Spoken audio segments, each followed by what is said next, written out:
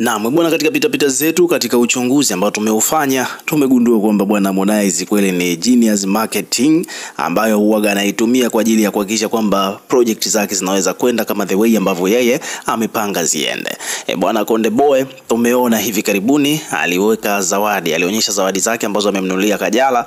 Alinunua maua pamoja na cheni, na maua yale yalikuwa yameandikwa kabisa Kajala. Kwa hiyo tukajua kabisa kwamba hizi ni jitihada za Harmonize kuhakikisha kwamba anamrudisha Kajala kwake.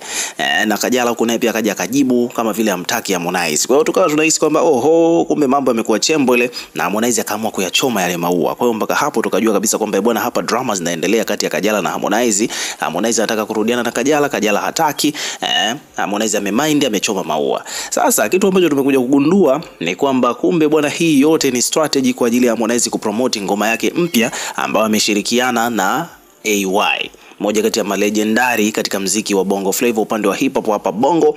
AY Ambwene Yesaya bwana anafanya kolabo. Kuna kolabo ipo kati yake yeye na Harmonize, na hiyo kolabo nadhani inatarajiwa kutoka hivi karibuni. Kwa hiyo Konde Boy bwana ameamua kutumia hiyo issue ya upande huo wa kama vile anamlilia Kajala kwa namna moja au nyingine, mixa kumind kuchoma maua na nini. Kumbe hii bwana ni strategy ya kupromote wimbo mpya kati yake yeye na AY. Bwana tumepita katika page ya AY tukakutana na ujumbe, amepost hiyo video afa kaandika ujumbe pale bwana, what's love, yani mapenzi ni nini, alafu kisha akaandika hashtag simuoni.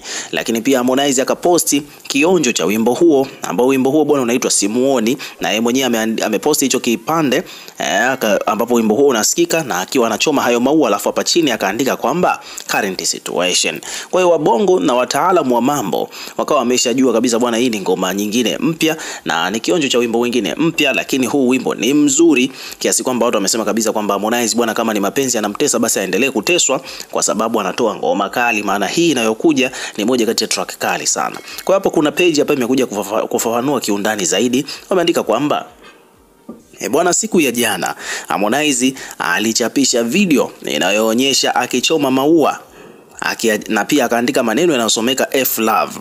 Leo amerudi tena na video nyingine akiwa ameachia kionjo cha wimbo na sauti ya AY imesikika humo ndani.